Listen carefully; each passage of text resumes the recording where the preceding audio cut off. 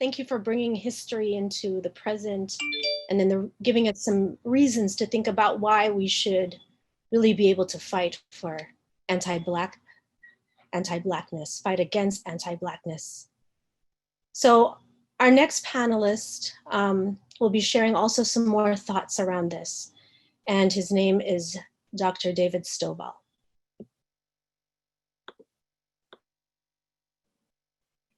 Peace and greetings, everybody.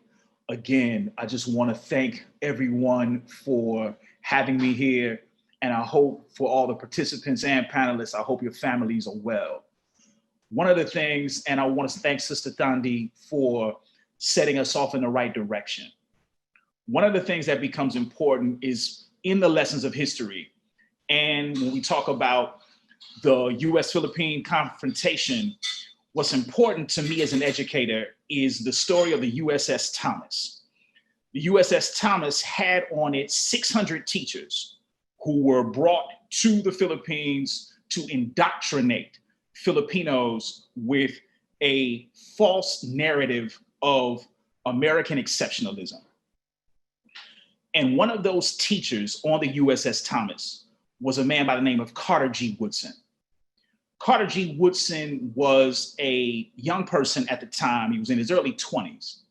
When he got to the Philippines on the from the USS Thomas, he saw what was actually happening to Filipino people.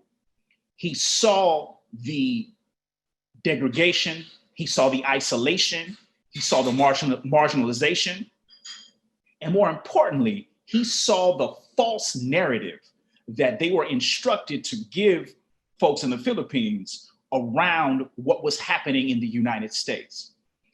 He saw this and became very troubled. When he got back to the United States, he vowed to never participate in US imperialism and the broader project of white supremacy. When he made this decision, 32 years later, he wrote a book called The Miseducation of the Negro. And in The Miseducation of the Negro, he reflected on 30 years from being on the USS Thomas to seeing what was happening to Black people in the United States. And when he made that particular equation and that pairing and that comparison, he said to himself, I have seen across the world what the project of white supremacy does. In the ending of white supremacy, I must be clear around what we need to do here in the US so that the things that I was forced to participate in will never happen again. And when he wrote The Miseducation of the Negro, he said, we must understand that the battle is not only for our bodies, but the most important battle is for our minds. And if white supremacy controls how you think, it does not need to do anything else.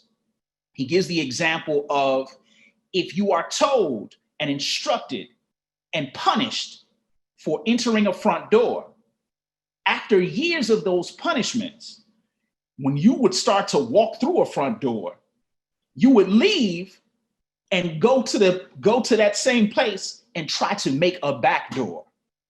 So he talked about conditioning.